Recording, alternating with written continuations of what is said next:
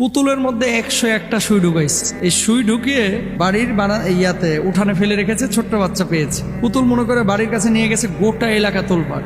101টা সুই বিচ্ছে এর ভিতরে, 101টা। কি মারাত্মক কথা! আল্লাহ বাঁচাইছে, হয়তো বা শুরুতে ধরা পড়ে গেছে। এটা যদি জায়গা মতো সে গেঁথে দিতে পারতো, আর যদি কন্টিনিউয়াস এরকম থেকে যেত।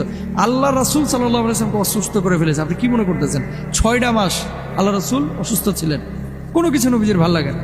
এই ধরনের পাপগুলো যারা করে, এই যে ব্ল্যাক ম্যাজিক, আপনি জানেন যে মানুষকে গুলি করে হত্যার চাইতেও এটা কষ্ট দেয় বেশি। কারণ ডাক্তার রোগ ধরতে পারে না, মাথা ঝিমঝিম করে, শরীরে অস্বস্তি, ঘুম হয় না, খাবার ভাল লাগে না, বাচ্চা কাচ্চা ভাল লাগে না, বিয়ে শাদী ভাল লাগে না, সন্তান ভাল।